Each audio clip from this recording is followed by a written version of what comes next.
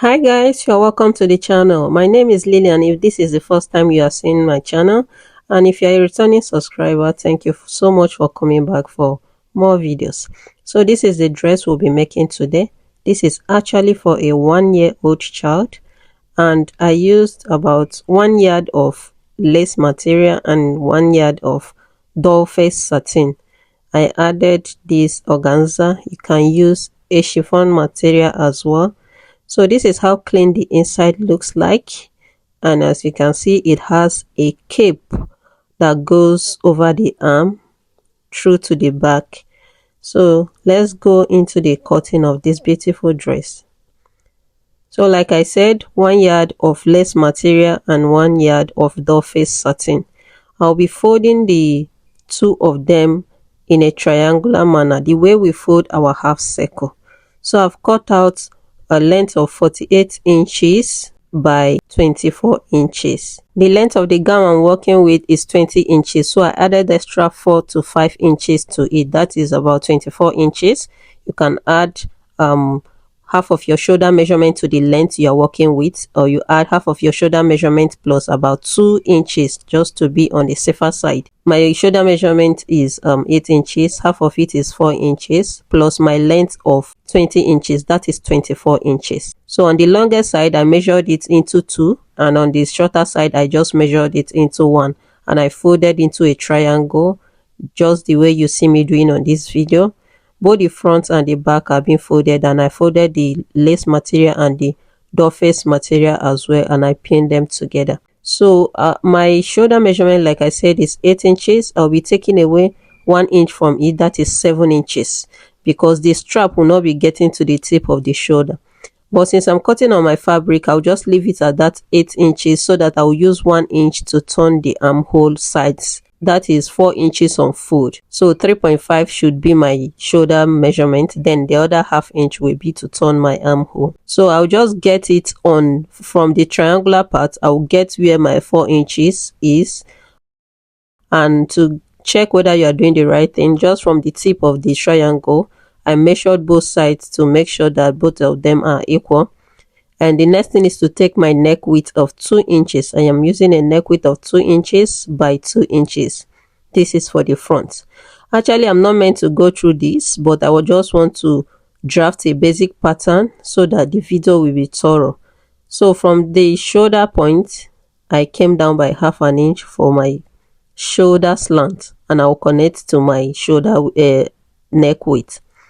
The next thing is to get my chest line of 4.5 inches from the shoulder line, and I'll take it into a straight line. All my lines are parallel to the triangle. I'm just following that folded end of my triangle, and I'll mark what I have on my shoulder, which is 4 inches on this chest line, and I connected to a straight line.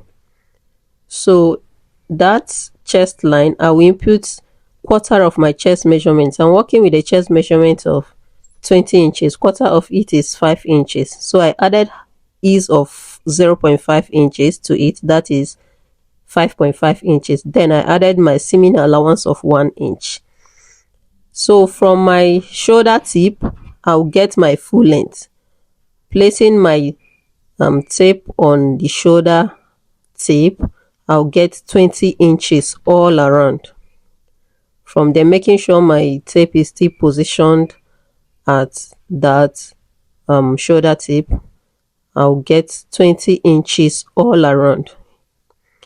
So I was working with limited fabric.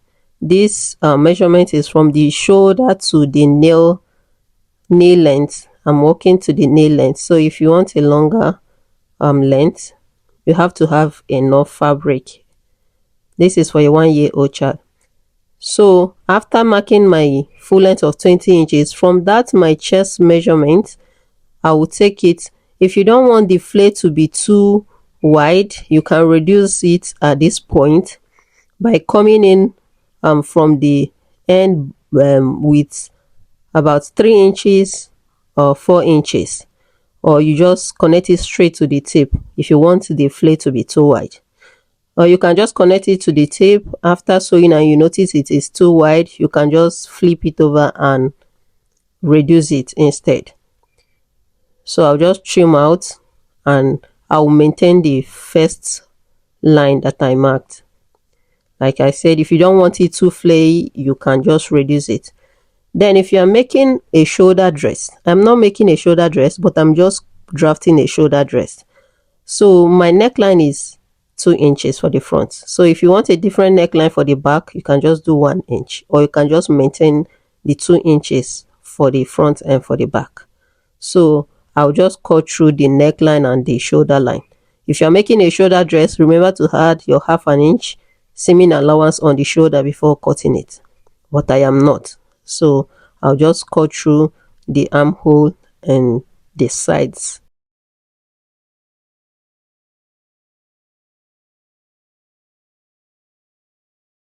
So I'll maintain this first line. After sewing it, I am not comfortable with how wide it is. I'll just take the other part off to reduce the flare. So this is what I have. If you are making a shoulder dress, this is what you should have. But since I said I'm making an off shoulder, I want my off shoulder to be 2.5 inches. So from the shoulder point, I reduced it by 2.5 inches. That means from my chest line, I am going up by 2 inches. If I decide to go up from my chest line, it is 2 inches. But if I decide to go down from my shoulder point, it is 2.5 inches. So either ways work fine. So since I've marked it, I'll just add my 1/2 inch seaming allowance and I'll cut it off. So the 1/2 inch is just on the neck line. So this is what I have, and I'll be replacing what I cut off with a strap. So the one I cut off, my shoulder that I cut off, I'll just be replacing it with a strap. So since I have 4 inches on this part, I will remove 1/2 inch on the armhole side that I'll be using to turn the lining, and I will remove 2 inches from my neck for my neck width, and the remaining one will be for my strap. I have a strap of one. My strap width will be 1.25, that is 1 1/4 inch. You can use 1 inch if you want, but since I'll be adding a cape to it, I feel that 1 inch will be so tiny to add a cape in between. So but 1 inch is also good. I used 1 1/2.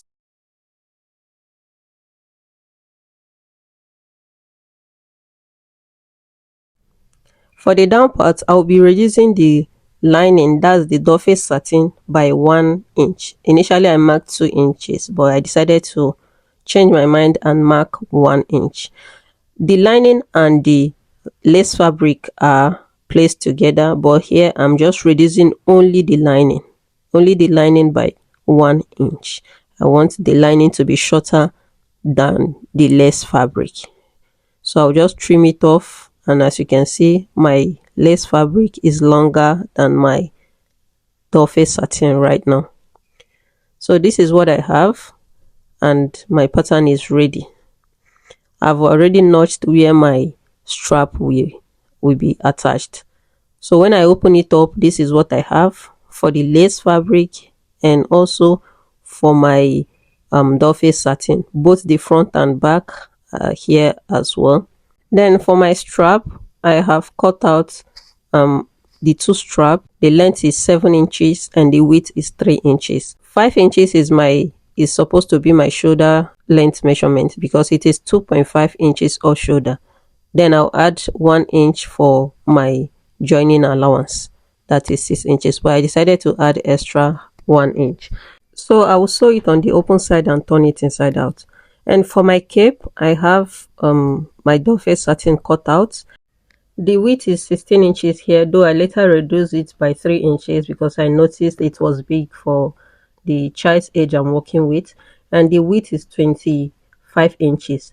The round shoulder measurement of the child is 24 inches. This should go for a child of 1 year. Then I added extra 1 inch for the sewing allowance. On the wrong side, I ironed a fabric interfacing. I ironed 2 layers of it. Another alternative you can use to stabilize your satin is your crinoline.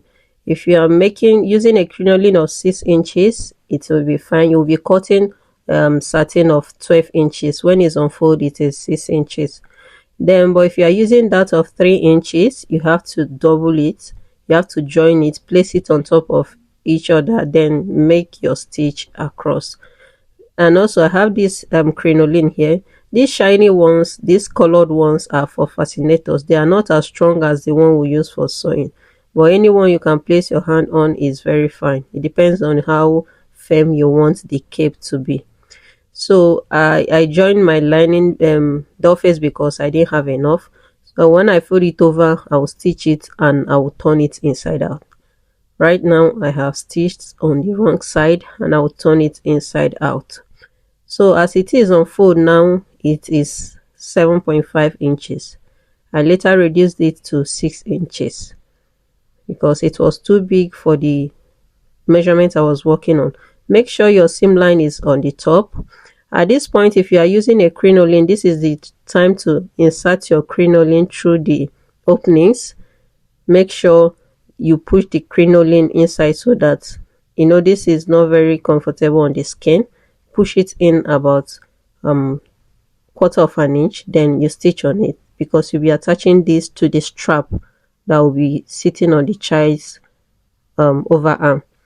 So, but since I'm not using a crinoline and I have ironed my interfacing, I will just leave it like that. So as you can see, my seam line is at the point.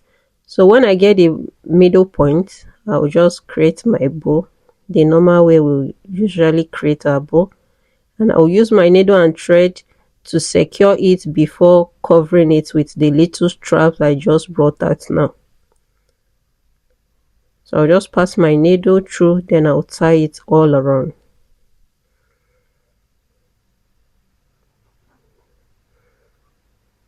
So this cape will go through the child's overarm to the back. It will not go through over to the front shoulder. Then I'll bring my little strap that I've made and I'll still use that needle that I've not cut out to secure it properly. I'll fold in both ends before using the needle and thread to tack the strap.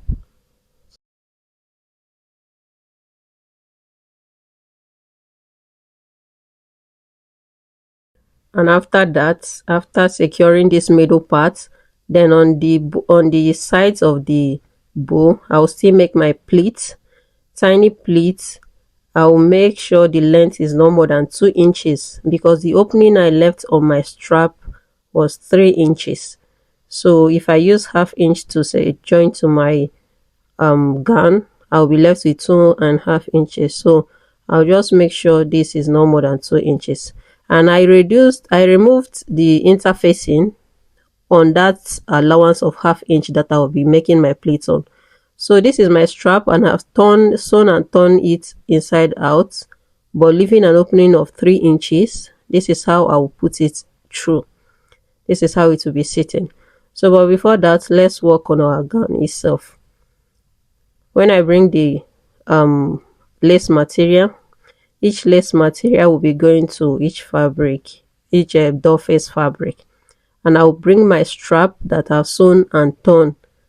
I'll place it on that notched point that I made while I was drafting, making sure I am leaving ½ an inch at the armhole side so that I'll be able to turn my armhole properly. I will do the same thing to the second strap and I'll go and stitch it down. Then after that, I will place my doll face satin. I'll not be placing it right side. The lace is on the right side. Then I'll place the doll face satin, the wrong side of it, on the right side of the lace, so that when I flip it over inside, the right side of the doll face will be showing through the lace. I'll make my stitches through my armhole to the neckline and to the other armhole, and I will notch it and turn it inside out. I will do the same thing for the second piece of the fabric. So this is what I've achieved. I've attached the two straps to the two pattern. Like I said, I made my stitches from the inside, making sure that the wrong side of the lace was facing. Now that I've turned it inside, the shiny part of this doll face satin is now facing the wrong side of the lace. At this point, you can serge. If you have an overlocker, you can overlock your satin. Then I'll go ahead and place the satin on each other, satin to satin, then lace material to lace material. From the inside, I want to close this up and I will sew with 1 inch seaming allowance. On the other side as well, I will place my lace fabric on top of each other, then the satin on each other, and I will make my stitches with 1 inch. And after that, this is what the outcome looks like. So you can go ahead and hem the down part of your satin. I'll be hemming the down part of my satin after this. And for the lace does not fray. I might decide to hem or leave it.